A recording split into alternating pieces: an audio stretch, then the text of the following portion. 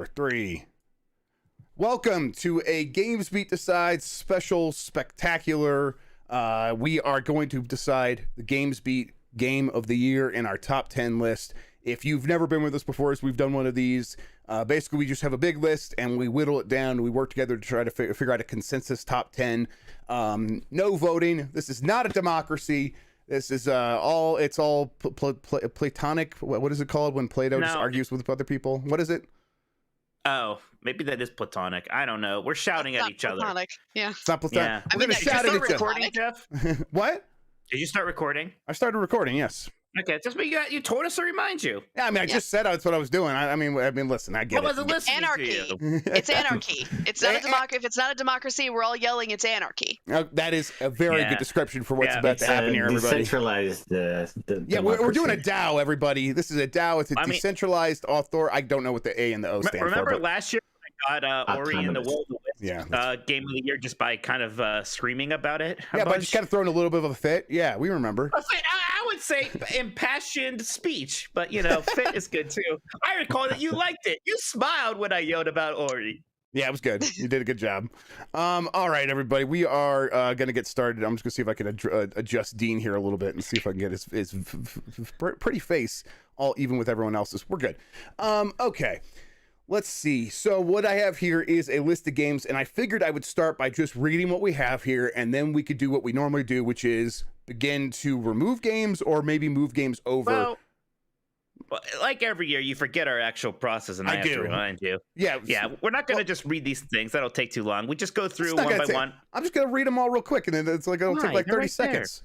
But Hitman 3, Halo Infinite, you can't even stop me. Final Fantasy 14, Endwalker, Ratchet & Clank Rift Apart, Psychonauts 2, It Takes Two, Metroid Dread, The Forgotten City, Inscription, Forza Motorsport 5, Bowser's Fury, Deathloop, Cruisin' Blast, it's a favorite for sure, Guardians of the Galaxy, Resident Evil Village, Life is Strange True Colors, Persona 5 Strikers, Loop Hero, Balan Wonderworld, Monster Hunter Rise, Returnal, Game Builder Garage, Death's Door, Mario Kart Super Rush, WarioWare Get It Together, Mario Golf Super Rush, WarioWare Get It Together, Far Cry 6, Call of Duty Vanguard, Super Monkey Ball Banana Mania, Age of Empires 4, Riders Republic, Mario Party Superstars, Tales of Arise. Now, I read the list. I had to correct you. Sorry, Jeff. No, please. I'm glad you did. That's this show.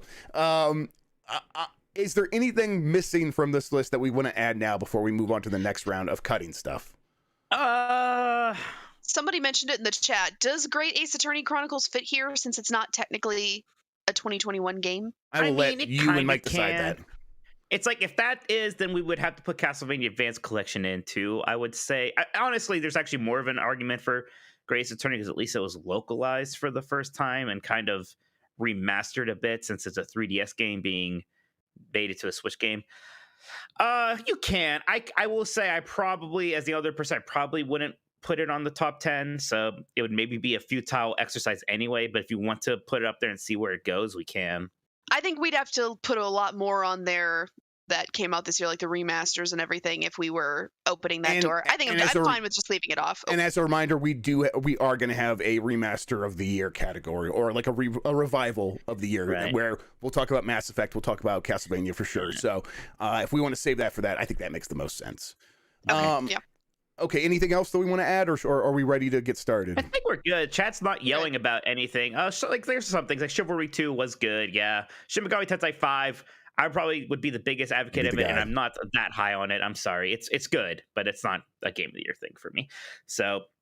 Okay, so then, Mike, what do we do next? Do we move games over? Do we begin picking the games we want to keep? You're right. We can start whittling away at them. Also, Forza Motorsport 5. That's Forza Horizon 5. It's okay. It's just a little thing. Kat said it. I just wanted to let you know. I think that Shin Megami. I said it wrong. Tensei. Yeah, Sensei. Shin Megami Tensei 5. That might be our most controversial thing missing here. No, I think we can start with Jeff because he's the leftmost. You can say one you want to get rid of, and we'll say that we'll see if we're all okay with it.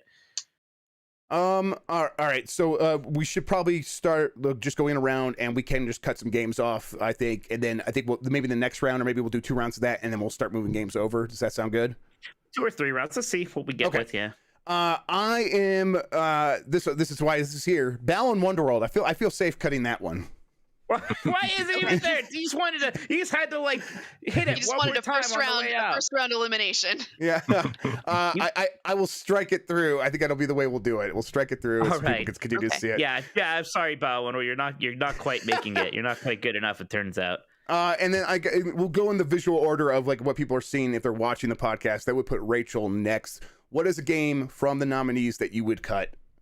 I would cut, as the person who reviewed it, I would cut Riders Republic, honestly. It's a good game, but it's not Game of the Year material, I don't think. That is a very good call. It is. I did not jive with it immediately, and so I was happy to hear other people were liking it, but it fell off really quickly, and I think after Forza Horizon 5 came out, it was for good reason. People were like, I'm ready to move on to this instead. Mike, how about you?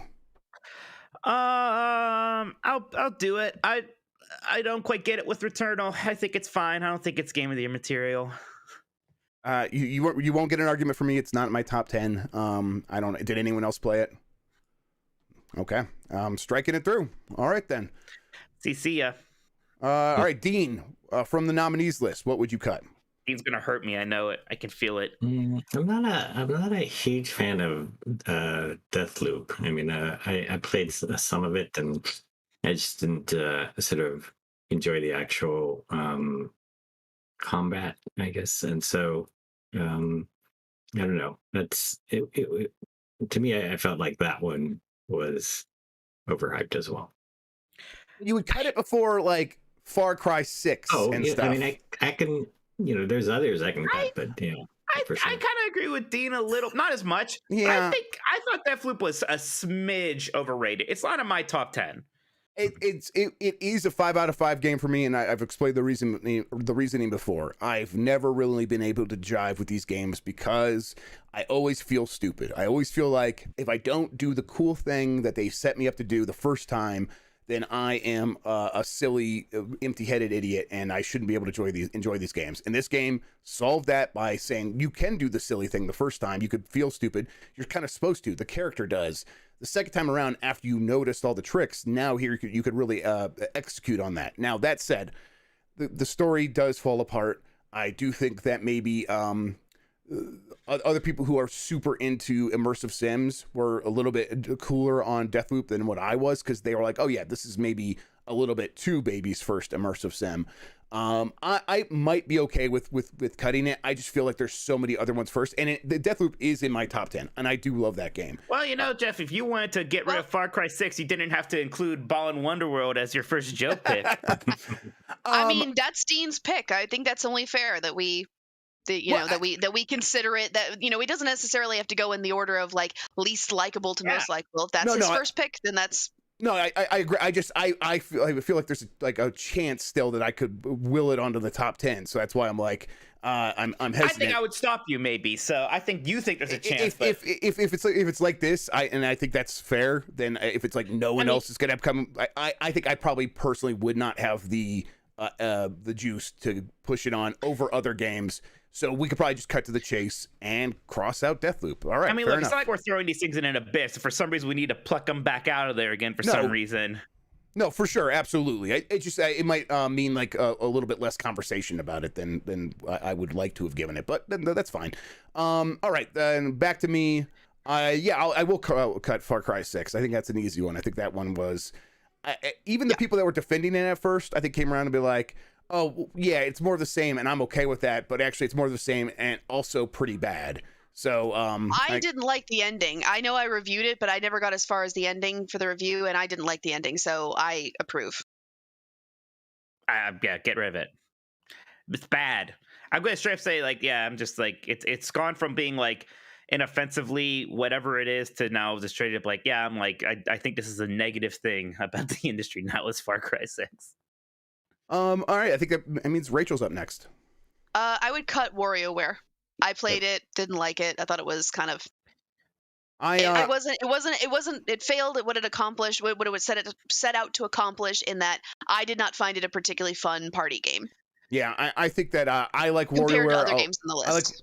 I like WarioWare a lot, but it's not going to be a top 10 game in any list really. Given my personal list, it probably won't make it. So Yeah, that's fair. I've crossed it out. All right, Mike. Yeah, I liked WarioWare also, but yeah, it's not top 10. Mario Golf Super Rush, I think, is probably even worse than WarioWare. It's a pretty forgettable Switch game this year. Yeah, I also enjoy playing that game, but I've not gone back to it even as they put out more content.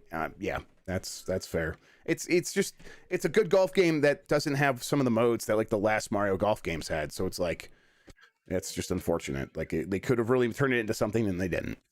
All right, Dean, your turn. Can I add to the list? Yeah, absolutely. Sure. But you also have to cut something.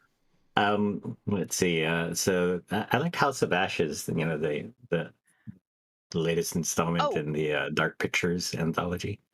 I completely forgot about that.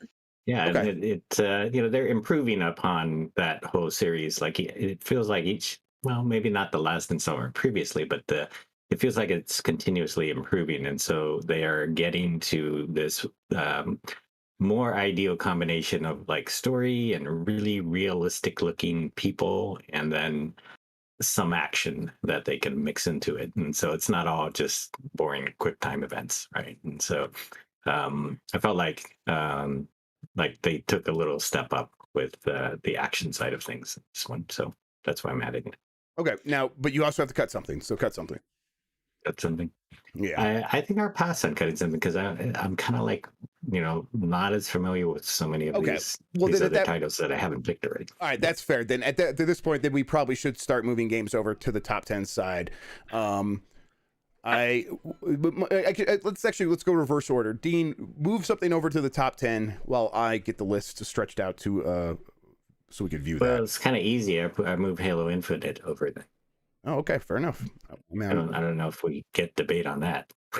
I mean, no, we're doing the most obvious first. We'll get a chance to debate it when it probably comes to like placement or something. But yeah, let's move it over. I feel good about that. All right, Mike, what would you move over? I'll move over Metroid Dread right now. All right, Rachel. I would like to move over Ratchet and Clank Rift Apart. That sounds good to me. And I will move over Hitman 3. All right, Dean, what else are you moving over? Let's see. I'll move over Age of Empires 4. Okay. All right, let me just do this real quick. Mike, go ahead and pick something while I'm catching up. I'm moving over Endwalker. All right. Rachel. I'd like to move over Life is Strange True Colors. Yeah, I think that was right here. This is fun. This is like a game show. Yeah, right. Absolutely. And then, man, all right. This is kind of a little bit tough for me, but I think I will move over the Forgotten City. I think I'll move that over. Okay. That wraps back around to Dean. Let's do 2 more rounds, or maybe at least 1 more round, and then see how we're feeling. Dean, go ahead. Yeah, I move It Takes Two over. Okay. Mike. Gosh, I will move Psychonauts 2 over. Good. Rachel. I'll move over Resident Evil Village. Right. And then I think okay. I think I will move over. I'm like debating between Inscription or Bowser's Fury. I think I'm gonna move Bowser's Fury, actually.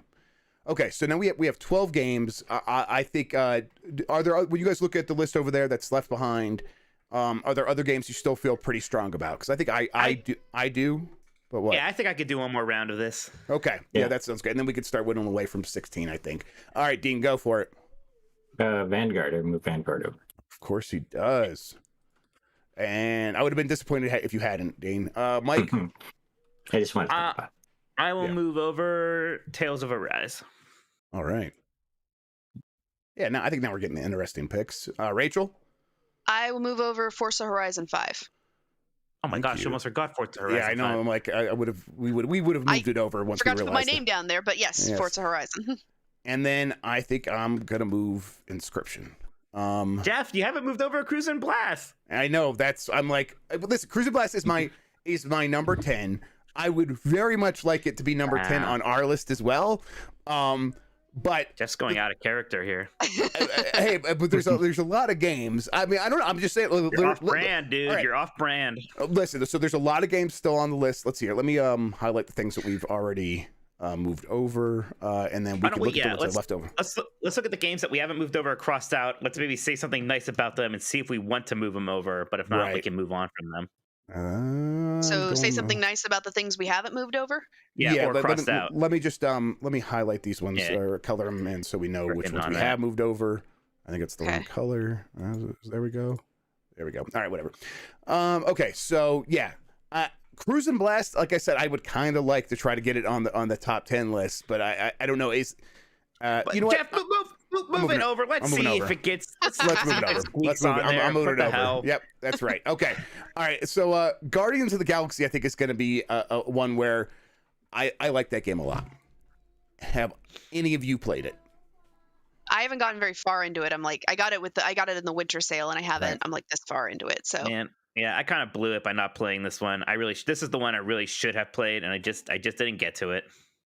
I may feel differently by this time next week. Right. I really like it. I don't love it mostly because I think it could get kind of the combat is good, but it's not great. And the upgrade system is good, but not great. And they are always talking. And early in the game, that's not the best, but as it goes on, it really wins you over. It's very charming by the end, and it's a great story.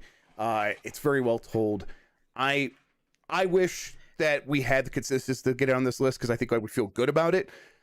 I'm just not going to be the one to push it on there. So, and I'm the only one that's played it. So I think it's a shame. It is a very good game. People should play it.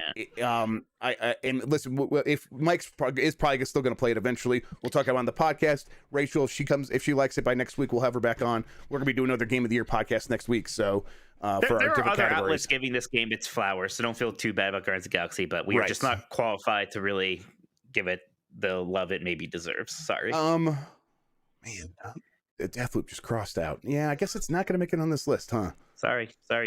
Yeah, I guess not. Because I would rather move over Guardians of the Galaxy than Deathloop, I think. Even though I really like Deathloop. That's a tough one. Okay, so Persona 5 Strikers. Mike, anything there?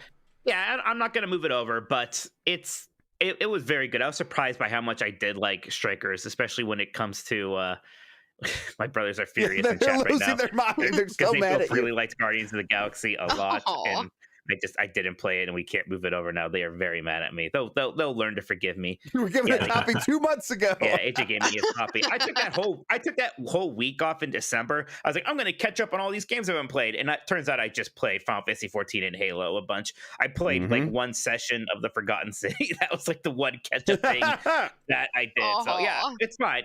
Look, AJ, Chris. I don't think Guardians guys is going to become Game of the Year, so you'll get over it. You'll be fine. Look, no, Persona 5 Strikers was actually very good, and it's not getting enough love. I think it's been a little bit overshadowed by some of the other later JRPG things like Shin Megami Tensei and Tales of Arise. But I'm not gonna make a big push to get it onto a top 10 or anything. But if you like Persona 5, I think you will like Persona 5 Strikers. And as somebody who doesn't like those Muso games, I was very happy that this has a bit of that, but more so it's just a really well thought action RPG that can sometimes support battles with a lot of enemies instead of just being one of those giant button mashy action games. All right. Loop Hero is a very good game for a couple hours, and then once you start to see the cogs work, it's you begin to feel like, oh, I am just doing the same thing over and over again. Loop Hero is a game where your character goes around a loop, and there's little stops on the way, and depending on what those stops do, they can do different things to your character, and they can be buffs and they can be enemies and all this stuff, and it's very fun for those couple of hours. But for me, it's something that I look back on almost as wasted time, and I feel like that is such a damning thing to say about it, and it doesn't deserve to be damned in that way. But it's the truth. It's kind of how I feel about it. But it's still also, I think a lot of people will get it in a way that I just didn't, and they'll enjoy it. But there's no way it's going on the top 10 list. Monster Hunter Rise is when I'm interested here. Who here played that? I played a lot of it, and I did like it a lot. Rachel did too. Okay. I almost liked that. over instead of Tales of Arise. I almost did.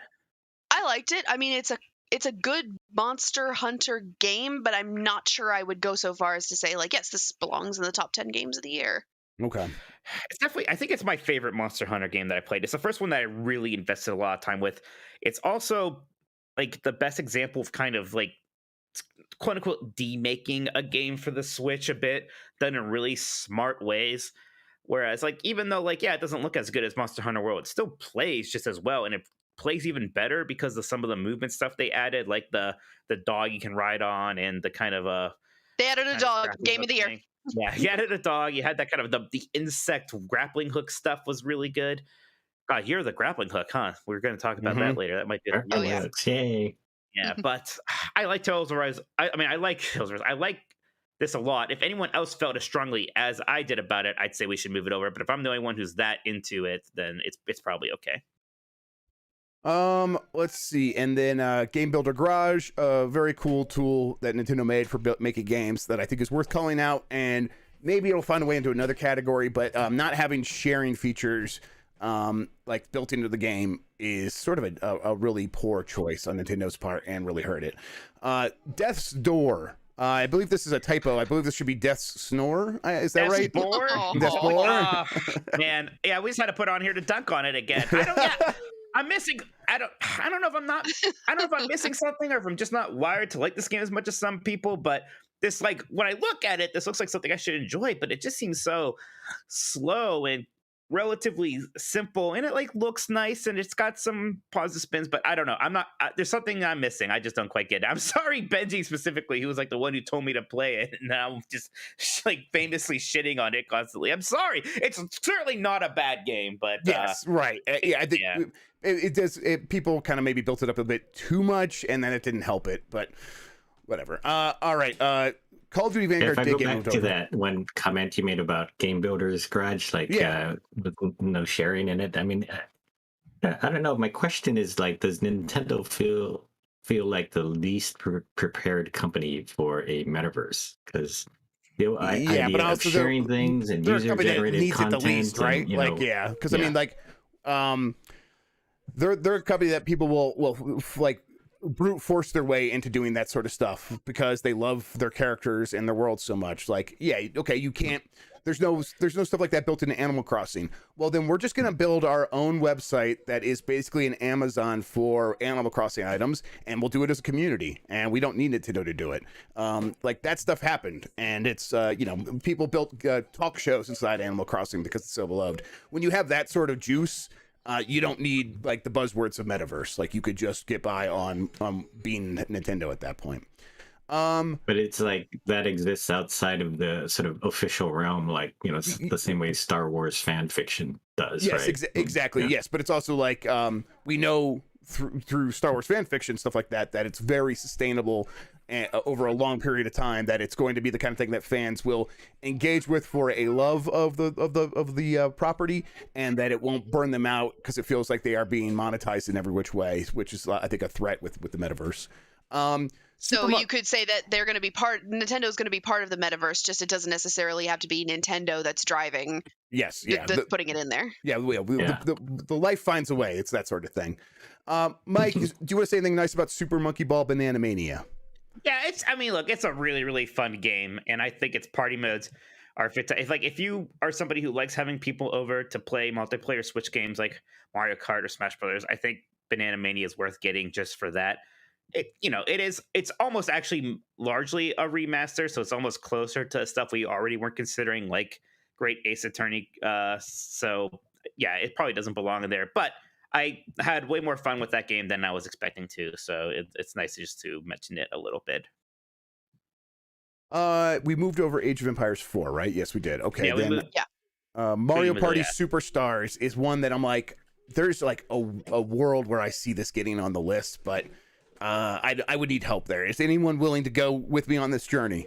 I mean, I like it a lot. I don't think we need to. Again, this is almost closer to that remaster angle, like Banana Mania in some ways. It's a bit more than that. Maybe we could put it in that category. More than that. It's a lot of fun. I don't think it needs a Game of the Year placement.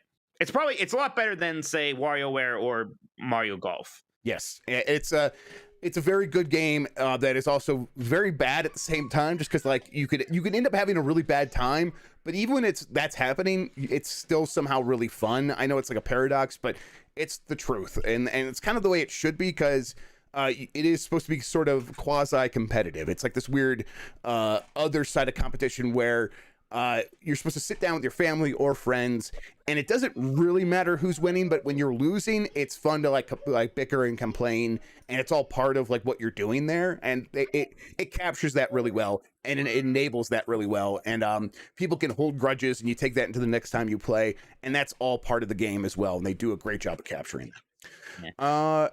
Now you added House of Ashes to the list, Dean.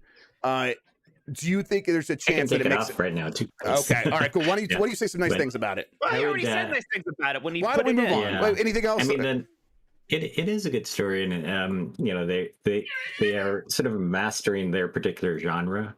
But then I'm very frustrated with the I think the engine still, where you know anything that looks really really high quality has to be so slow and not interactive, right? It's like watching a movie too much, right? And so I think you know this whole genre needs an engine upgrade so that that you know these like metahuman like you know characters can actually do a lot more that's interactive in the world, and like you know you want to be able to move and explore around a whole environment if you create such a beautiful environment for these beautiful characters to be in, but you don't. So anyway, that's a reason definitely to you know that would frustrate a lot of gamers, I think, and a reason to pull it off.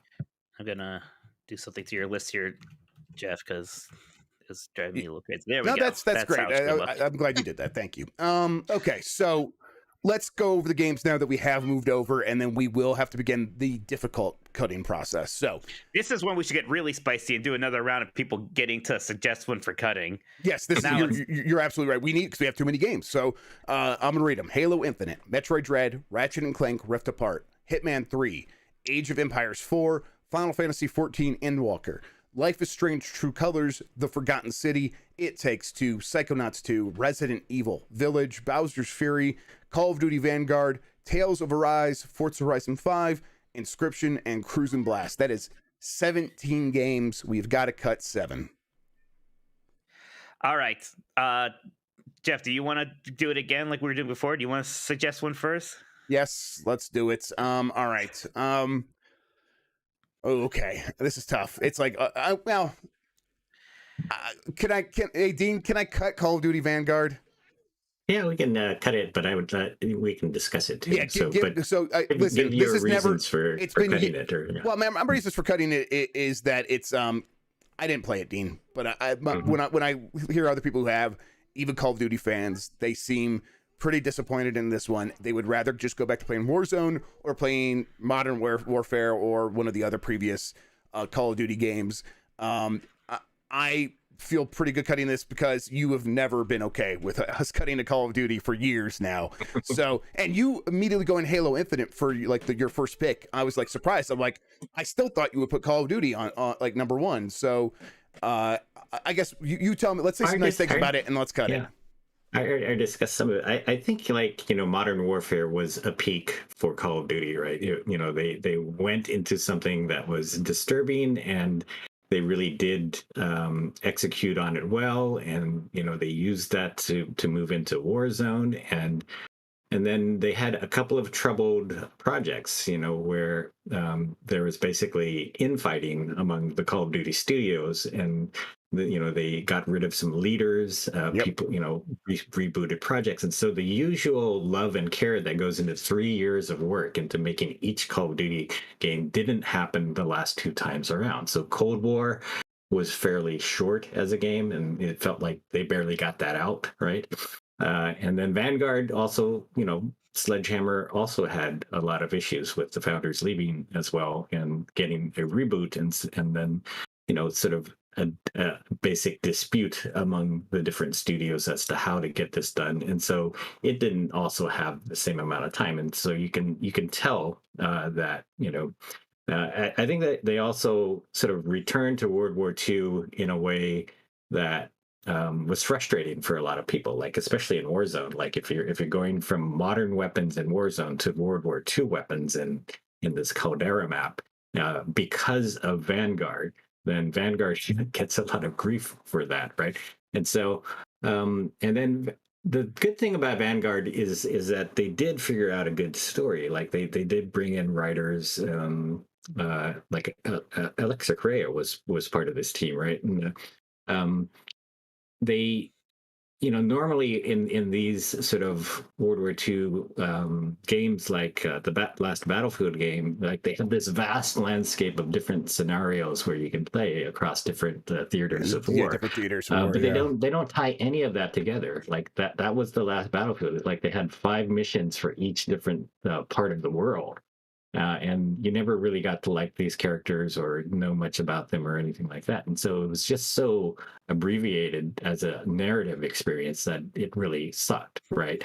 And so Vanguard has this one theme of like, let's do this all across the world, and Battle of Midway and Stalingrad and different theaters. But then they tie it together by saying we're tracking people who helped with the rise of special forces, right? And then they come together as a team for a mission at the end of the war to, root out a bunch of Nazis who are trying to carry on in the underground after the war is over, right? Yeah. And so they create these they talk about the creation of the special forces, and they bring these characters together, and so there's a narrative, center line or story this time that brings them all together. I think people still kind of maybe are burned out on World War II, and so that's a bit sad for Vanguard, and I think that's one reason it's not as popular, right? Right. I mean, and there's kind of there's not much they could do about it, but also I feel like they could. I mean, you could predict it a little bit. I think when they started this game, maybe not as much as people were feeling it when it came out, but remember my gamer rap, that thing that's on YouTube still that I made in 2006. I remember. My best line from that thing back then was World War II is the shit. I wish more games were set in it. Yes, yeah. and that was a joke then. Yes, yeah. So it's gonna have to like pay the price there a little bit, but also, I just think Modern Warfare was such a high watermark for this series, and this game is not living up to that, right? Yeah, this was not Modern Warfare, and I do think the best part of this game was the woman character in Stalingrad, who was the expert sniper, and the sniper missions that they came up with were actually a great deal of fun. So that was sort of the plus for Warzone, and then the multiplayer is pretty excellent as well. Lots of great maps, and then it does feed into Warzone. So I don't think they have any problems, and but I do think that it shows when they don't give a full 3 years of love and full scale development effort to one title. Right? Yeah, and I think that's gonna show more and more if they continue to struggle with these games, which I think is possible. Rachel, you were gonna say something? I was just going to say that I didn't necessarily want to praise Vanguard, but I did kind of want to praise, I guess sort of like give a little like sort of faint praise to the gaming industry, because I do remember when Battlefield 5 had a female Warhawk in the trailers for Battlefield 5 for the game, and everyone collectively lost their minds over it, and now we've got a female playable character in Call of Duty Vanguard, and everyone's like, oh, okay. Yeah, it's just so. We freaked out a couple of years ago, and now we're sort of like we sort of became okay with it.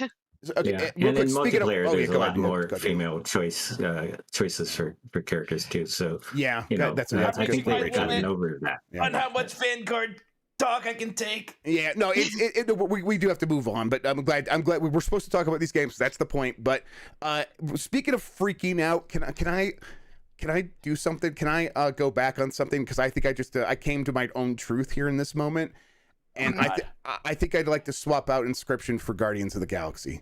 I think I like.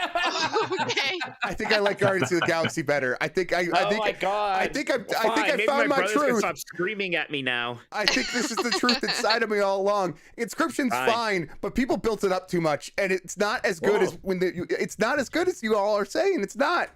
Oh my gosh! All right, man. Inscription's another game I probably should have played. Fine. I'll allow you to make this change so that it's in my heart. It's true. It's cheesy, like Rachel, a movie that's just trying to be like Hollywood. You should vote to get rid of Guardians of the Galaxy now. No, I can't. Jeff knows where I live. It's like Yeah, I like Jeff's existential angst. It really here. is. This- It is. this It's great. true because it's like, yeah, I can tell Inscription's doing some cool stuff, but the way people talk about it, I've made myself feel like I had to like it more than I think I do, and All right. it's a really good game. I like Guardians of the Galaxy better, so it's on the list. Last minute swap. Okay, My but brother just called you Jeff Minotti, and apparently I'm Mike Grubb now. They've adopted you. I'm the brother now. Me. Mike, look at me. I'm the brother now. Oh my god! All right, Rachel, your turn to cut. Your turn to cut. Am I restricted to only cutting things I put on the list, or No, can I no, make an extra anything? In fact, very specifically, you should start cutting stuff that you did not play that you don't think rates. In that case, I don't know. I'm gonna get eviscerated by one of you here. You got to do what you got to do. I mean, that's the way it is. We'll figure it out. I don't think Hitman 3 needs to be on this list. Oh, that's not going to happen. Actually, no way. Mike I want to leaves hear in why. protest. I want to hear why. Because I know there's there are people that feel the way you do, but God, it is my game of the year, so it's my number one. But it's I'm not going to fight you necessarily on that. I just feel that compared to just about everything on this list, I mean, I will say there's something of my own that I'd be willing to cut. But since you said you want me to take absolutely. an No, I hear you. Yeah. Don't listen to him. You can cut your own. That's fine. Oh, now we change the rules. I see how it is. It's always okay to cut your own. Yeah. You're allowed to cut others. I think compared to a lot of other games on this list, Hitman 3 was kind of it was not necessarily improving on its own formula enough. It's a good formula, but if we're talking about like the overall experience of playing it, I don't think it was as good as other games on this list. So if you would like to fight me on that, yes, and I would, of course. I will say that I get what you're saying. I get what you're like, where it's like it is not reinventing its formula. It's not even like vastly improving its formula. But to me, it is the realization of what it always wanted to be, and therefore it is the Hitman game I always wanted since 2016 when I got into the franchise. And if you at all get into the like playing the levels over and over and trying to find all the different ways of doing things and discovering all the different routes and playing around with the physics and playing around with all the systems, it is kind of impossible to not fall in love with it. And that's I will keep it on the list. Do you want to try to cut something out? I'm not going to give a speech about it, but I would also want to keep it on the list for now. We could maybe revisit it.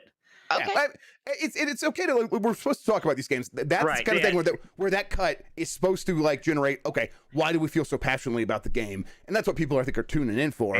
That's fine. I mean, yeah. I'm glad you guys are more passionate about it than I am, and I'm perfectly willing to be talked out of, or to be overridden here. But I mean, if you'd rather me cut something else, that's what. Yes, that's again, I think so. We're blocking it. Cut something else. Again, this is something for basically the same reasons. I don't think I'm willing to get rid of Ratchet and Clank Rift Apart. No. Okay, wait. Listen. So I want to ask something about Hitman too, though. Here we go. Guess before we get there. All right. What? I mean, this was like January of 2021, right? So it feels so ancient and long ago. But Dean, that is not the game's fault. What does it have to do with the game? I mean, is it more the fact that you have your own playground that you like here, where you can do anything, or is there something good about the story that you get to that it's the emergent as you stuff. finish all of this, that the story honestly, is really compelling? The story is pretty good for this game that is so silly on its face, of this like bald assassin grown in a lab or whatever, and has a barcode on his neck. It's absurd, and yet I cared about the characters. I think the moment where he dances with Diane in Argentina was moving to me. It like really worked. It felt like all this stuff coming home, and these characters that have been through so much together, and really what they've been through is they talk to each other a little bit at the beginning of the levels, and then when you're playing the levels, she's in your earpiece kind of saying like quirky little one-liners about stuff. You actually haven't been through all that much, but yet they really make it feel like you have been. But that's not why. I like that. I actually like that level. That whole level was pretty good, I thought. That's good, yeah. Hitman 3's story is good and the characters are good, even though they don't really need to be. Like, I would still probably argue for it, even if like that stuff wasn't that good. Right. But it is. And we have to talk about Ratchet and Clank now, though. Rachel, why? All right. Well, I would just sort of say that, we should keep Hitman for now, I think. Okay. Thank you. Like, we're I'm keeping outvoted. it for now. It's fine. Okay, but Ratchet and Clank, listen, I would if listen, at a certain point, Mike, we have to pick one or the other. Like she's made two choices here. I'll get rid of other things I threw out there instead of. I'll throw other you babies in if the you're way ready of to make that a bargain, I just say if it comes down to Halo Infinite, or I'm sorry, Hitman 3 and Ratchet and Clank, I'm going Hitman 3. But if you want to begin bargaining with her, feel free. Go ahead. Wait, Rachel, you can take away my Tales of Arise. Just get rid of that. That's fine. Please. But I didn't play Tales of Arise. I don't know if it needs to be on here. That's a great reason. I didn't why is it even on there? Like, why is it even? I like it. I do like it a lot. It's very good. It's a very good JRPG. And I always never thought it was going to last in the top 10. I just wanted to, this is my phrase today, give it some flowers before we got rid of it. I thought people would pick away at it before we got to the Hitmans and the I just don't have strong opinions about Tales of Arise. That's the problem. But I'll just say this for Ratchet and Clank. And again, we can fight about it, Mike. I just think we missed an opportunity for more complex gameplay here by having Ratchet and Rivet have more differences between them. It's basically one giant Ratchet game with Ratchet wearing a different skin for I'll say that doesn't bother me at all, but also I think, and at the same time, I think it's a fair criticism. It just doesn't bother me. So but I get it. But listen, right now I feel like this is Mike's sort of argument to go. I honestly, I think if he's willing to get rid of Tales of Arise, we could just take Tales of Arise it is. That's fine. Right. Yes. Oh, and I'll say Tales of Arise is a very good JRPG. If you like JRPGs, if you like the Tales games, play it. It's very pretty, very fun combat. Jeff hated it, but that's another reason why it's probably good. Bargaining isn't one of the stages of grief. Yeah, that's where we're at already. I'll tell you what, I was like, man, where's she going to go after we would have allowed Hitman? I wasn't expecting Ratchet Clank. Oh, my God, my heart. All right, but that cuts us her pick. So, like, your work for this round is done, Rachel. Mike, now you got to pick one. I was gonna pick one of Jeff's. Now I almost want to pick one of Rachel's. Like, I need to retaliate here. No, I'll still go and say it. I think the Forgotten City, Jeff, is good. I maybe don't quite get some of the super praise for it. So I love the Forgotten City. It is a playground in a slightly different way where the pieces are a little bit more stiff. They're a little bit more static in what they are.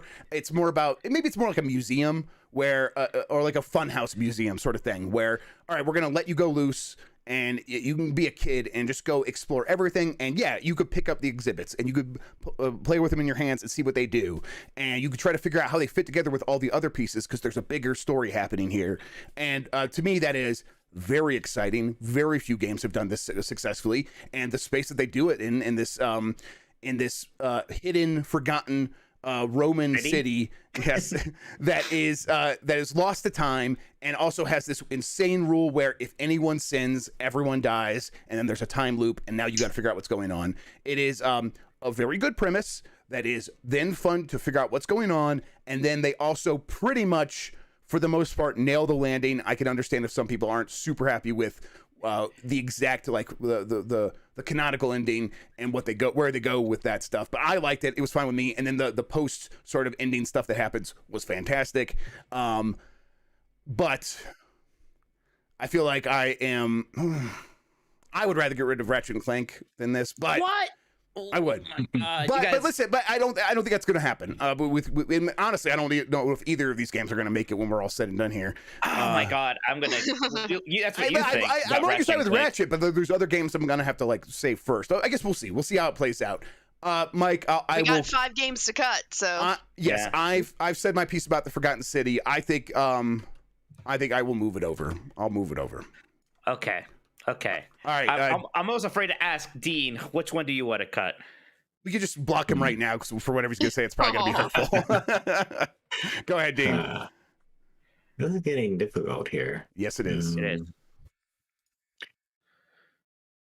I don't feel like I was really, from what I saw, I didn't play it, but I was not really attracted to Forza Horizon 5. I've played so much Forza over the years. Now, Dean, I'll just say real quick, just to cut you off real quick. I think that if you had played it, because I've kind of felt the same way as you, and when I started playing it, it was like, oh, this one they did figure it out to make it so attractive to play, so desirable to go back to. Now, but this is, I think I didn't even put it on here. I think Rachel and Mike maybe even like it more than I do. So I don't know. How do you guys feel about cutting Forza Horizon 5? I used to have been opposed to it, but now that Ratchet and Clank and Hitman 3 are in trouble, I'm like, get it out of here. I need to say, I got more important babies on this list now, is what I think. I think my enjoyment of Forza Horizon 5 is a little more academic than passionate. Uh-oh. If you know what I mean. It's happening. I'm not in favor of cutting it necessarily, but I'm also, if that's the... I mean, okay, if we're not going to cut Forza Horizon 5, what would we suggest to cut? Because I actually have one... Okay, I will say this. We can't cut Forza Horizon 5 before Cruis'n Blast. I just don't think we can. I know it's a funny joke, and we do like that game, and it's a bit of a thing, but let's get real you're here right, now. You're right. Okay, all right, let's just say it. Okay, so you're right, Mike. You're right. God damn it. I was like, there's dreams of getting on the top 10 list, but they are just dreams. It is a game that if you are... Jeff. No, it's fair. You're right. You are right. Much going on now. You're right. If you... Dean and I were waiting for Mike to do it. If your family gets a Switch... I didn't think I would have to... You're the only Jeff. I'm sorry. Listen, I knew it was going to be betrayed eventually, and I knew it was going to be a stab in the back. I knew it. We were waiting. We knew you. Well, hey, when Mike said it, you were like, oh, okay, you're right. If Dean and I had said it, on the other hand... That's right. Can you imagine? I had to come for Mike. Listen, Cruis'n Blast is an actual very good game. It is it's not just a joke, although it is a funny joke that we make such a big deal about it. But it's the kind of thing where if your family gets a Switch and you want to pick one game that you could put on the TV and let everyone play on Christmas Day and enjoy it. This is not like, I had multiple people tell me they did this with their families. It was the game they played all day that day and everyone loved it. It is that game where it's just going to be a crowd pleaser that anyone can pick up and immediately have a good time with, because it was an arcade game, and I played it a couple times on the arcade, but just you bring it home and just kind of can play with it whenever you want. Something about that really translated very well. It's a game that deserves the praise it gets. It deserves high review scores.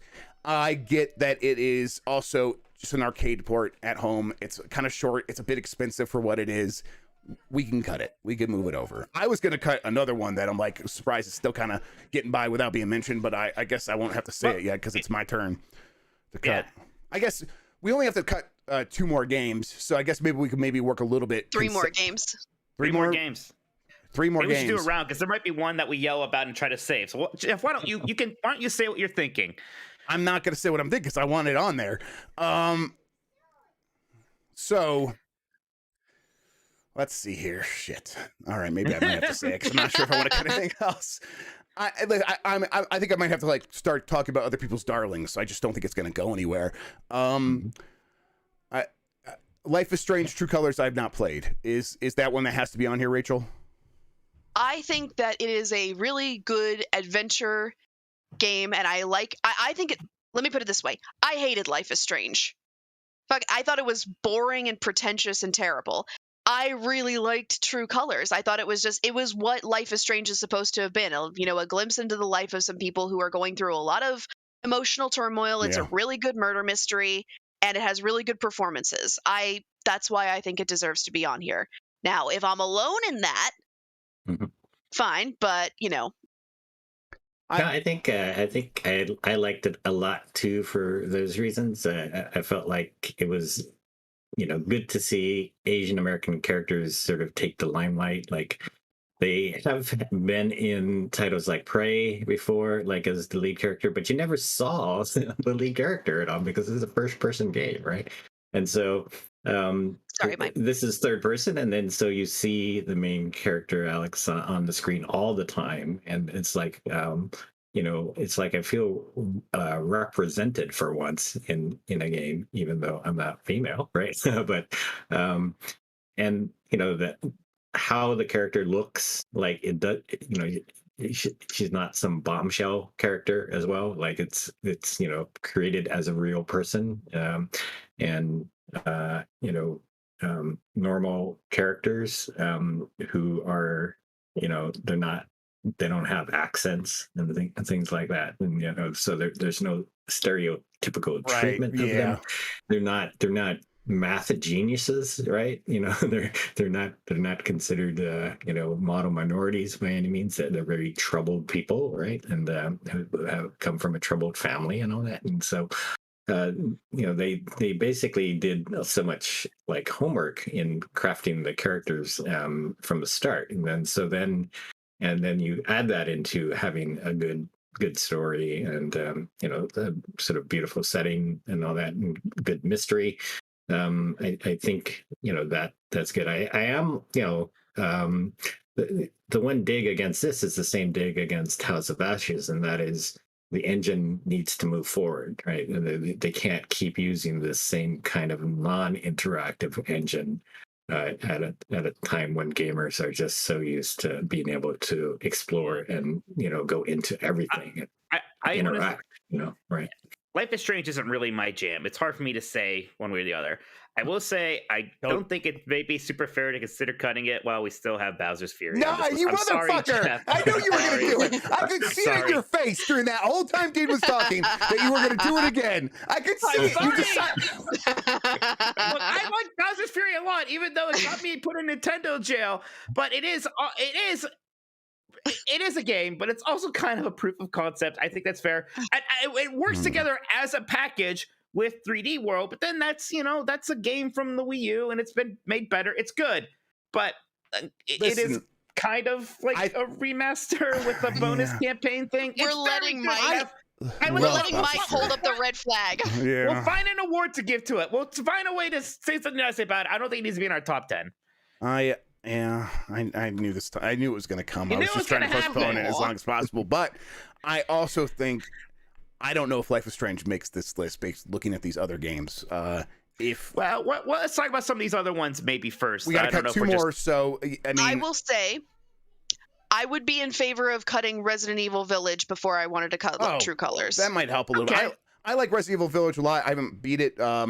I've played a lot of it. I think it's a very solid game. I don't love it. So I believe you are the biggest fan among us, Rachel. So I think that kind of. I enjoyed how campy it is, but I do admit the whole last third of the game, everything after the Beneviento house, for that matter, kind of crap. So I think for that alone, it just falling off massively at the end and bringing Chris Redfield into it, which was totally not necessary. I like Chris Redfield, but get him out of my first person horror game. Yeah, he was like a real dipshit in that game. I agree.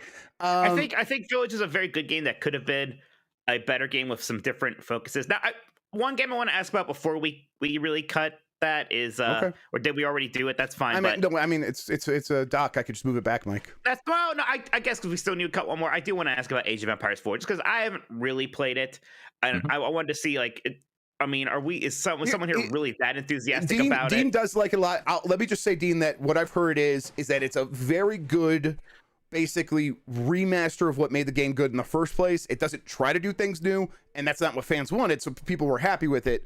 But it is also just another Age of Empires. Do you think that can push it off the list?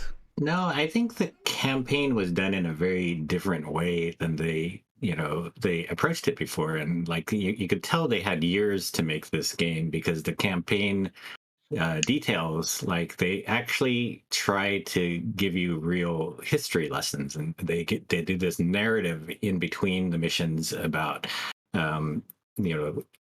each leader that they're highlighting at the time, and they show visuals of the real battleground, in different places in England, right? For example, and so you get that sort of reason to be interested in the battle and reason to fight, and it's sort of the thing that Call of Duty narratives are supposed to be good at, which is they give you a reason to go play this over and over again. Because it sort of evokes some interesting memory of the campaign, and so that's where this one excels. I think the campaign is just really good, and it's very difficult too.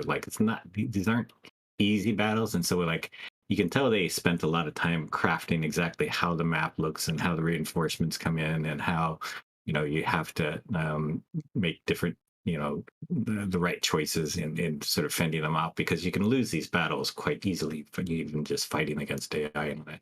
and then there's multiplayer play too. So I think this one was sort of demonstrably better than a lot of like all the other ones that have come before it, and so it's just more interesting to play than a lot of the other ones, which I think after a while, like they did start to feel like the same game, and this one doesn't feel like that. It's just so visually coming so much later than those games too. It looks a lot better. Dude, let me ask real quick. What games would you put higher than Age of Empires 4 on this list?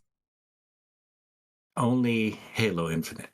That makes me feel pretty strongly about it, which is fine. Because there's like a lot of games on this list that I'm like, I want to keep that, but there's also games that are like, I got like 3 or 4 games ahead of that. So, yeah, okay. I think we're keeping Age of Empires. I think Village is going to be off. I think we can move that over. Okay, all right. And the question becomes, then Forza Horizon almost got voted off, and Ratchet and Clank and Hitman were both suggested at different points.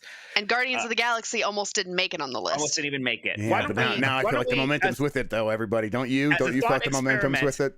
As a thought experiment, why don't we each go, no argument, just quickly say which one of these 11, if you had to pick one to get rid of, would you get rid of? Why don't we just do that as a thought experiment real quick? Okay. I mean, I would get rid of Life is Strange, I think. Okay. What's the Horizon 5? Ratchet and Clank. Oh, the power I wield from waiting. The power I wield from waiting. Yeah, How about that? Well, it's interesting because we're not voting, Mike. So, like, yeah. Well, no, I'm not voting, but still, I feel power. I can feel it coursing through my veins. So, Life is Strange. It's not my thing. But what am I to say? And I've heard some good arguments about it. I have not heard anybody say a passionate thing really about Forza Horizon 5 yet. I like it pretty good. I think it's very good for it is. I still don't particularly like that kind of racing model a whole lot. Like, I still would rather play Ridge Racer if I want to play a racing game. And I understand that's a preference thing, but that's what this is. This be preferences, everybody. So I think out of here, I think I would get rid of Forza Horizon 5. There are games on here that I do like more, but in terms of being diplomatic, I'm not going to argue for it. So I think it might be going. Yeah. Dean. Yeah. Okay. Right. No one wants to stand up for it. I mean, I like it a lot. It is in my top 10, my personal top 10. But when I look at this list, I'm like, there's no game of mine that I would be willing to cut now to say Forza Horizon 5. It's very good. Yeah, I already made my sacrifice with Resident Evil Village, so that's all I got to say. I'm glad I like Ratchet too. Like, I felt like Ratchet was like a next generation game with all the visuals. I was trying to be sacrificial. You did your job. We had to be brutal here, but we're also allowed to fight. I also said this about Forza Horizon 5. It's on Game Pass, and it feels like everyone in the world has played it. It almost doesn't need our endorsement. Just go play it. Everyone should just go play Forza Horizon 5. I guarantee you're probably going to have a good time with it. Guarantee that's a worthy number 11, I think. Yes, I think I'm right there with you. Okay. Well, look at that. We have 10 games now. We just have to figure out the order. Yeah. So let's read these top 10, and then I need to take a break to change the diaper. It'll be very fast. This isn't the order. We have top 10 in no order. Next, we have to order them. No particular order. We have Guardians of the Galaxy, Psychonauts 2, It Takes Two, Life is Strange, True Colors, Final Fantasy XIV, Endwalker, Age of Empires 4, Hitman 3, Ratchet and Clank Rift Apart, Metroid Dread, Halo Infinite. We will be right back. Okay, you guys can keep talking to chat. I got to go get this diaper. She pooped. I'll be right back. Okay. All right. Man, look at this. That was there's some games we haven't talked about at all, like Psychonauts 2. Like, do you want to? Right. No, we'll get there. Well, Jeff goes. I mean, when we figure out the ordering, we'll get to that. Yeah. And Metroid as well. Yeah, we'll figure out that once we start talking about ordering. Final Fantasy even. So, that's basically my darling, and if it's like 10, that's fine. I just want that's my number one. I just want to get on there, but yeah, we won't jump ahead here. We'll wait for Jeffy to get back. I'm at an all-time low this year for having not played a lot to That's going to be because you played so much. 3 events instead of 1 event, right? So yeah. And if I'm not careful with Final Fantasy 14, that could be me next year. I've been doing the hardcore rating of Final Fantasy 14. It's a lot of fun, but for the first time, I am getting to like that. Maybe I'm playing too much Final Fantasy 14 phase. I'm like, all right. I would encourage people to play Warzone. It's not eligible, I would say, because it didn't come out in 2021, right? But it came out in 2020. But they had the big map change finally this year with the World War II and Caldera map, and I'm enjoying that. I'm still playing it, and you know, I still like the notion that nothing happens as expected in every single match, because you pick a place where you're going to land and some other people land there and you have to abandon your plan, and then everything goes to hell, right? I mean, something that you could say about every battle royale, but I am surprised that Warzone has actually kind of nailed it so well, to the fact that it's like, one of the de facto ones now. It's still one that seems to be talked about more so than maybe even more so than Apex these days, certainly more so than PUBG, aside from like its incredibly popular mobile versions, right? So and each map, or each match also gets structured in a way where for a while you're vulnerable because you don't have your guns, or you don't have any guns, right? You just have to scramble for stuff that you can find, and then they drop a loadout, and you can get your loadout from Vanguard. And when I have a level 70 machine gun and a level 70 sniper rifle, then I'm actually more competent. And that you sort of become a lot more powerful in the game, and then that's when you have to start squaring off against people who are really good. So it's just the structure of it, and it's also a reason why I didn't play many other games, is because I kept coming, but whenever I had free time, I would go back to Warzone. So it's funny. It's been funny watching chat freak out as certain things get cut off or not. Yeah, well, it's it's a good thing because he plays a lot more games, I think, and he's passionate about a lot of them. So that's interesting. Yes. Yeah. It's hard because there are ones on here that I haven't played and that I can't I don't feel strongly enough about them, and I don't want to cut them just because I didn't play them.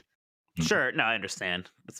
That's why I didn't put too much of a fight up against Life is Strange, but Forza Horizon I did play. So yeah, I haven't played Final Fantasy 14 Endwalker, so I don't want to be. That's what's saving me. There's no one else. You literally can't buy it right now, and even if you did, you'd have to play through like 300 hours of the previous expansions to get there. So. Me Beef Hammer can't meet at 10. We got the top 10 now. We hold each other. We hold each other in too high regard, because I'm like, well, Mike says it's a really good thing. So it generally, like, we each get one that like we can like put a wall in front of and say, this is my number one. Like, you can move it down the list all you want, but you can't get rid of it. And like for me, that would be Endwalker. So it's invincible to a certain extent.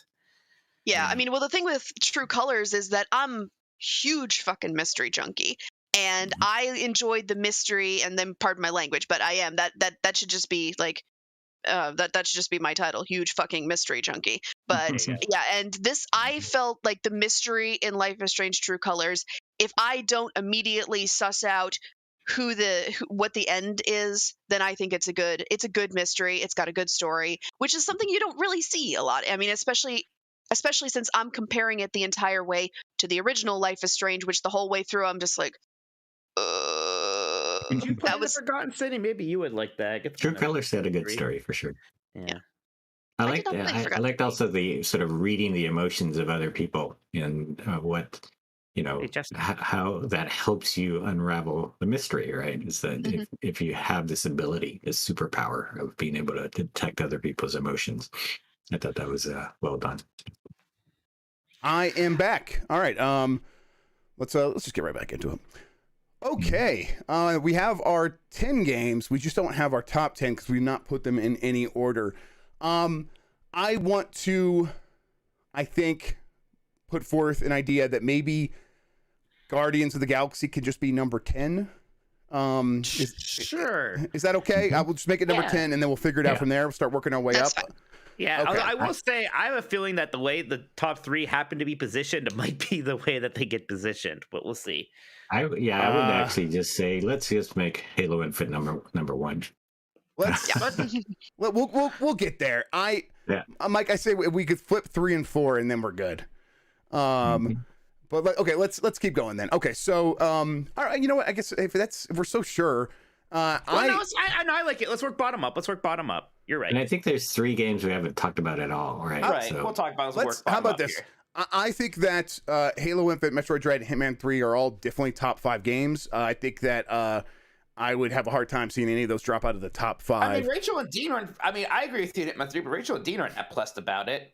Whereas Ratchet and Clank has 3 supporters amongst us, because me and you both like that one lot, and so does Dean. That's I liked Rift Apart. I was only I was suggesting it. I have criticisms about it. Then let's keep it in the top 5 for now. Let's talk about like what's in the top 5, what's in the bottom 5. So so those 4 games I think can be in the top 5 and for now. And if we have to move one of them out, we will. What is the 5th game of our top 5 here? Wait, why don't we work in bottom down, because up anymore? It's difficult. It's difficult to be like, okay, now what's the number 9 game of the year? Like that's I think Psychonauts might be the number 9. Psychonauts 2 might be the number 9 game of the year. And I feel like Life is Strange makes sense there. I think It Takes Two makes sense there. Actually, Life is Strange. Ancient Empires 4 makes sense there. And Walker could maybe. I understand. We only got one more game that we got to put in the top 5, and then we know what our bottom 5 is, and we could start arranging it. So this is hard. 5 is hard though. Well, I mean, I don't want to presume how do you for feel about Hitman 3, Endwalker? Jeff, just because me and you like it a lot. I'll say that. I think you're bullying Hitman 3. Hitman 3 is my game of my year. It's my number 1 game. Like, I mean, that's my number 1 game is Endwalker. So you put that number 5. Is that how it works? Kind of. I think so. Yeah. Like for the creativity of it, I think it goes higher on the list for creativity and like playing a game that you've not played before, right? Which one is that? Hitman? No, It Takes Two. It Takes Two.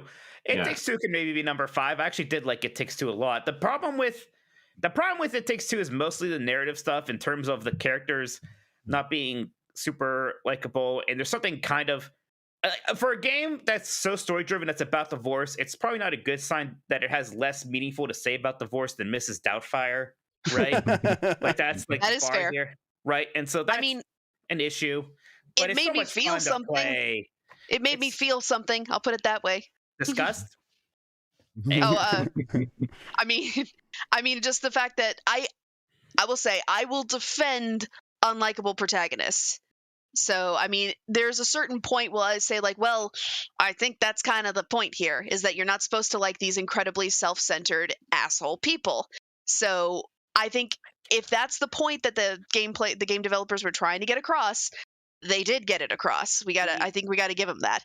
But I'm not super convinced if that was the goal or not, or if they just accidentally made characters that are really unlikable. I'm not sure. Like, maybe I feel like I'm supposed to feel sorry for these two and really root for them to get together. I will go with someone in chat just pointed it out, and I do think that gameplay is the strongest thing of It Takes Two. No. And it's kind of like the inverse of Life is Strange there. I will concede that much.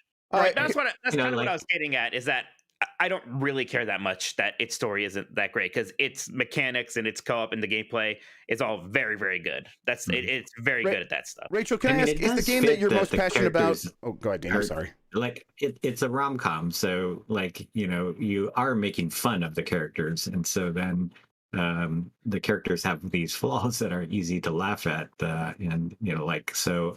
I was less annoyed with them, but I was like laughing that, you know, they're so stupid sometimes. And so I enjoyed, you know, the characters in that way. Even you can't defend the spicy Latin lover book though, Dean, can you?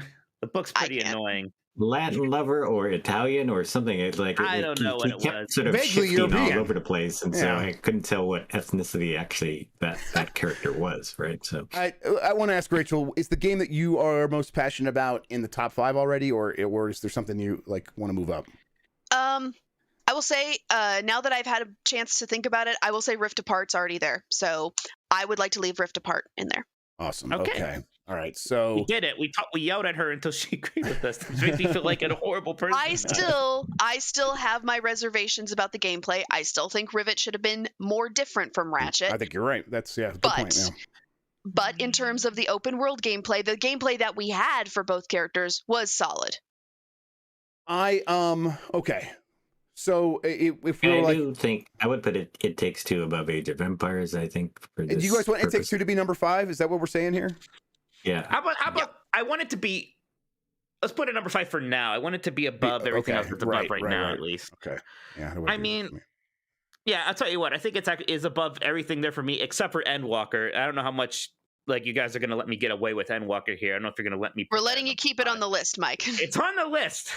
So that's something. I mean, I mean, if it's your game of the year, I want to hear like how far you want to push it. I mean, look, it's an incredible expansion, and this was in so many ways Final Fantasy XIV's year anyway. Even outside of releasing this incredibly well-received expansion, I think it's actually like the highest Metacritic game right now, right? Like nobody has much bad to say about it except that it was too popular, right?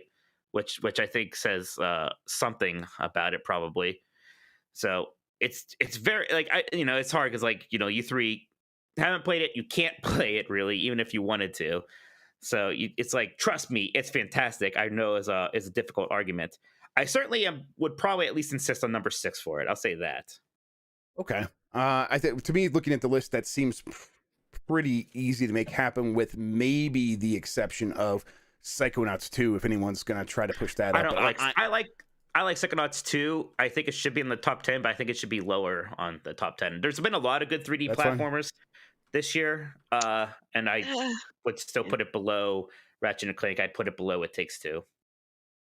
So okay, so here's the list we have as it is right now.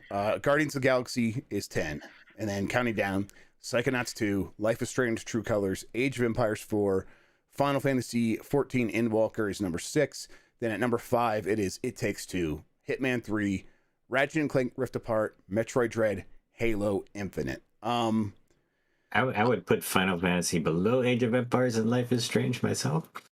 I think that, are either of those games your number 1 pick? I just feel like if it's Mike's number 1, and it's a game that we know is good. Age of Empires is my number 2 pick, right? So, what is your number 1, Dean? Halo. Halo Infinite. Yeah. Okay. Yeah. Halo, come on, D. For the first time ever, your number 1 pick might actually be your game of the year. Look at this giant bone we're throwing you. Yeah, no, Halo Infinite. In fact, it was such a good experience, right? And so, like, I thought, like, I get past the first boss and I go, wow, that was hard. I must be getting near the end of the campaign, and then it's like, I'm like a sixth of the way through. The bosses that they had in this game were pretty amazing, and like very hard. Like they're so hard. I thought that like I'm never gonna win this battle, and then eventually, like an hour or two later, I actually win the battle and say, oh wow, I got through it. And then there's another one, and then you get that power fantasy of having the scorpion tank, and you turn the tables on them, and you can just blow them away so easily.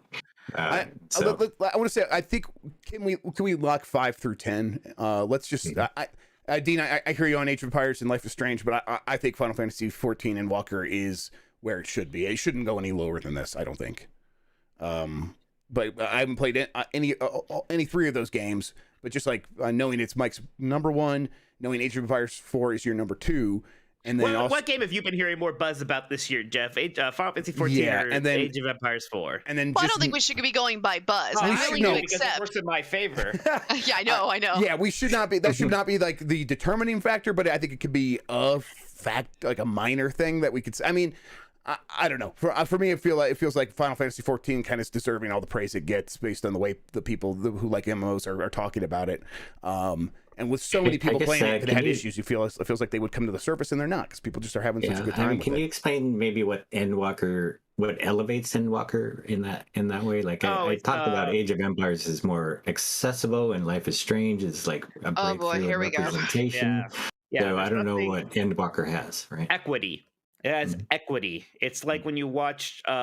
It's like when you watch every season of like Deep Space Nine or Sopranos or something, right? You build up such an equity with those characters that by the finale of it, you have this emotional investment that's not really parallel to anything. And games really usually don't have that for some reason, except for maybe like, really big 100-hour long RPGs. But even then, not so much. This game has been able to tell a good story for like almost 10 years now, with characters that have grown alongside you. And so when you get to the end of this thing that's wrapping up all of these story threads in this meaningful way that still gives all these characters something to do and something good to do, it's a feeling that is unparalleled to what other things can deliver, just as like a matter of fact, right? They just can't have as much time investment into making all of this matter as much as something like Final Fantasy 14. And even then, it's not just because they had time. Something like a World of Warcraft has had twice as much time, and they can't come anywhere near that kind of emotional investment and that kind of payoff. They just can't do it. And that's just what all the like normal MMO stuff is still done fantastically well, maybe better than any MMO has ever done it in terms of the dungeons, the class balance, the class identities, adding these 2 new great classes. Everything is just done exceptionally well. The music alone is the best soundtrack of the year, and the guy composed it while he was battling cancer in a hospital during the pandemic. So he was shut off in his hospital room. They brought his like computer there, and that's where he composed maybe the best video game soundtrack of all time. Like that alone is worth something. All right, I buy that. And I don't know. Looking at that list, I mean, I would like to move Psychonauts 2 up above both of them, but I don't think that's going to happen. I think that 5 through 10 looks good, right? I think we're good. I think I'm good. Yeah. Okay. I will accept it. Yeah. All right. So then I think we could probably also lock in 4 because I don't think there's a chance I'm going to be able to get Hitman 3 above Ratchet and Clank. No. I think I'm with you in terms of loving No, Rift that's Apart fine. I'm glad to hear that. No, if that's how you guys feel, it's good to know. Yeah, I'm with you in loving both those games, but I do it's very close, but I would maybe put Rift Apart slightly above. It's just because you didn't go back and play the Christmas level of Paris, Mike. I did actually during Christmas, so there. Oh, I'm glad to hear that. All right, fine then. I'm just happy you did. That's great. Okay, so then 4 through 10 is locked. We haven't really talked about Halo Infinite or Metroid Dread very much at all. So I mean, there's a reason for that because this is where we talk about it. I think that Ratchet and Clank's probably not going to go above 3 though. I would agree. This is where I talk about Metroid Dread. I liked Metroid Dread a lot, and I was surprised by how much I bet it. I think it might be the best controlling 2D game ever. It just feels so good. It moves so fluidly, even though it's on like the severely, kind of hampered switch, especially these days. Really good atmosphere, really good Metroidvania power-ups, very nice bosses. It's a game that I normally, even like the Metroid games I love, like Super Metroid, Metroid Prime, I don't play through them multiple times in a row. Metroid Dread, I played through it like 5 times, something like that. It was great. Some people were asking me, is it play better than Ori? And like, I think I maybe like Ori overall because Ori's like story beats and its graphics are like better, like that art style. But I think like Samus might control better than Ori. Yeah, Samus in this game controls so well. It's kind of ridiculous. So then I mean I think locking in Ratchet at 3, but I'm wondering if Rachel's okay with that because I feel like you were like I'm fine with that. Okay. To be honest, I haven't finished Metroid Dread, but again, I respect all of your opinions here. So and again, like I said, I also have reservations about Rift Apart. I really don't think it needs to be higher than 3. And this is speaking as somebody who really liked Rift Apart. So. Okay, so I mean, to me, this list looks good, except for what is the order of Halo Infinite, Metroid Dread. I personally, I think would put Metroid Dread at 1, but I'm also very okay with Halo Infinite winning this. Let me just say that I think I think that Metroid Dread is everything Mike said. It feels fantastic to play. It's a game that as soon as you click with it, it is like you are become mind linked with it. Like you become drift compatible, where it's just like you are moving this character in such a buttery smooth way. And then also they just dole out new stuff that your character can do at such a rapid pace that you're always expanding the verbs of the game in such a rapid and powerful way that you just feel more and more cool like every minute you play the game. I also think the boss fights are very good. I think the boss fights are the ideal for a game like this, where you make them pretty challenging, make them appear very challenging, but really they are just punch out. They're just patterns, and yeah, they're challenging patterns, but once you learn them, you could do them. And that creates this scenario where you are facing down things that look very intimidating and can be very intimidating, but also you can master them, and that mastery can feel so fantastic. I also think that the characterization of Samus in this game is top notch. It shows how much you could do in video games with just a look, with some animation, with the way a character carries herself, and then with one line of dialogue that just says so much because she's silent the rest of the time that it's like, Why doesn't she feel the need to speak? What does that say about her? It's so powerful for me. But also Halo Infinite's very good, and I've gone on and on. So who wants to talk about Halo Infinite? I want to talk about Halo because I had for years said I am not a Halo person. Same. And I wasn't really excited about Halo Infinite. I've played through some of the games, even like the ones people seem to love, like Halo Reach. I played through Halo Reach and basically felt nothing that whole time. I thought it was fine. I thought it was fun enough, but some people talk about it as like a transcendent experience, and it was never that for me. But Halo Infinite was like the campaign is the best shooter campaign I think I've played since Titanfall 2. And it really did like largely come down to that grappling hook in that open world. Just how much fun it felt going around there, and just, you know, and you got into these Halo fights, and Halo fights are super fun because they do things like AI. When you compare the AI, if you go to a base and shoot enemies in Halo Infinite compared to Far Cry 6, you'll understand what good AI and bad AI means and how much of a difference that can make. So that campaign was just way better than I was expecting. And then multiplayer that's my new multiplayer shooter for like 5 years or whatever. It was Overwatch. And we were basically desperate for something to come along to kind of get us excited to play a game together again, like me and my friends, and even Jeff. This is like the first game that you will semi-regularly play with me online. I'm shocked how much I enjoy Halo Infinite's multiplayer, and even the complaints people had with that had been addressed very quickly for the most part. They added more playlists, they made the progression a little bit faster, to the point where right now I really don't have any major complaints with it. If there are there's smaller ones, I think the the cosmetics aren't fantastic, you know, whatever. And like the complaint about there being the one biome, I don't mind that. In fact, that's the biome I want in a Halo game, is that kind of alpine forest thing. I'm fine with that. You know, if there was one that there was a section that was covered in snow, that's fine, but it's not a big issue with me. So it's this thing where maybe I like Metroid Dread a little bit more, but I'm like super okay with Halo Infinite, and if Dean like significantly likes it more than Metroid Dread, then yeah. And I think Halo Infinite can absolutely be number one. I mean, real quick, Dean, real quick. I think with Metroid Dread, people bringing up in the chat, and this is just it's a very good point about where Metroid Dread slips, and it is with its linearity. It is the most sort of, we are going to pretend that you are sort of doing the Metroid exploration, but really, if you go in this direction, we are sort of funneling you where you need to go. And when you beat this certain boss, you're going to have to go in this pipe, and we're going to just we're going to plunk you down to where you need to be. And I think that's good in some ways, where it's like maybe that makes it feel like you're still getting this Metroid style exploration, but really it's making sure people don't get lost, and it's more friendly that way. But in the end, I don't know if I agree with that. See, that didn't really bother me that much. That's somewhat typical of modern Metroidvania stuff anyway. What bothered me more of Metroid was the soundtrack, and that's like not a significant deal, because like music is a very important thing in Metroid, and the songs are either like okay to straight up bad. Like the end credits theme is embarrassing. I think it's real bad. It sounds amateurish. So that is a major problem to me with Metroid. And whereas with Halo, I don't have a problem with it as big as my problem with Metroid Dread soundtrack. I will say that. Yeah, and that's I feel like I've almost no problems with Halo Infinite, other than like I want more of it. I think that's what people are also say. Like they're like, it seems like stuff is missing, and really what we're saying there is we just want this to be even more. No one's like saying the things that are here are bad, because they're not. It's just not bad.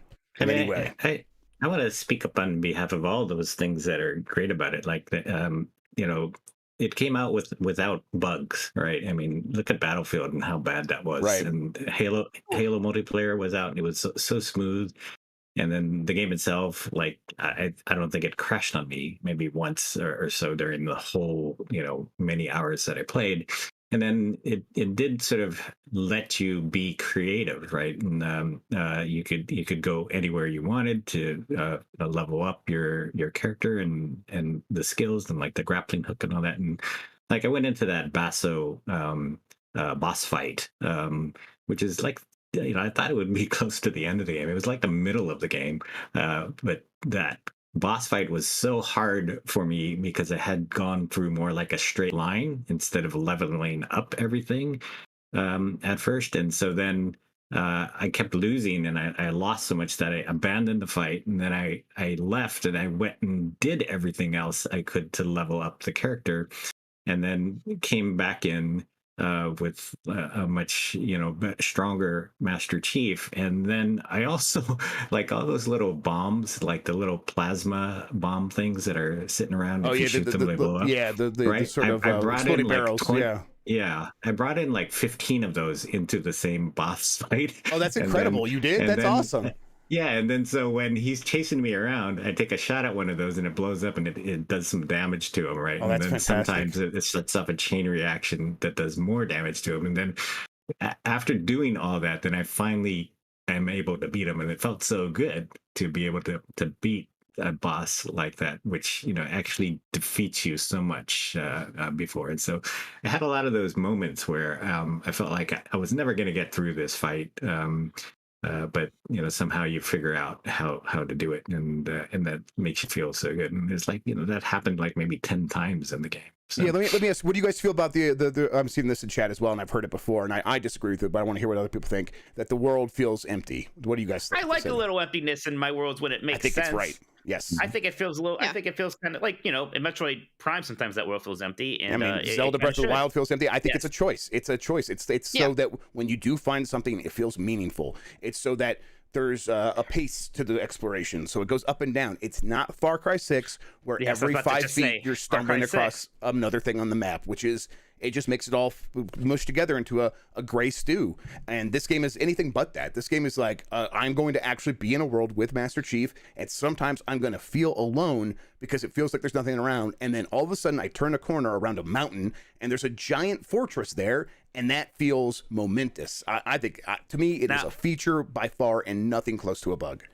Let me ask this. Does anybody have any issues with this entire list right now? Because I have no issues with it.